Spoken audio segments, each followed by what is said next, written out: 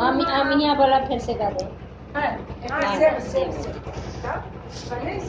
कौन पापा अंगना रे कपेड़ा मियाँ, कौन चाचा अंगना रे कपेड़ा मियाँ, कौन दुल्हा लड़ीला जी मोरा ले डढ़िया, कौन दुल्हा लड़ीला जी मोरा ले डढ़िया।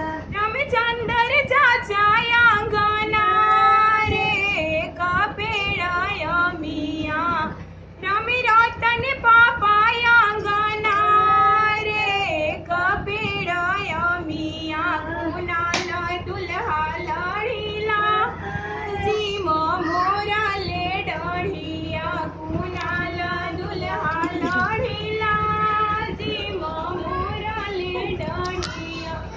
फल तोराया मियाँ रे भोजन करएबो, फल तोराया मियाँ रे भोजन करएबो, पाता तोराया मियाँ रे जलवा गिराएबो, पाता तोराया मियाँ रे जलवा गिराएबो।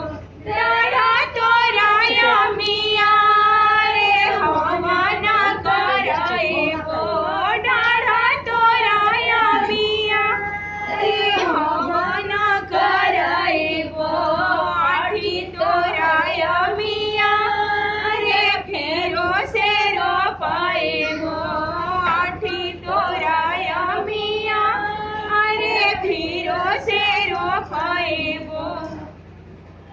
इससे स्टॉप होगा ना?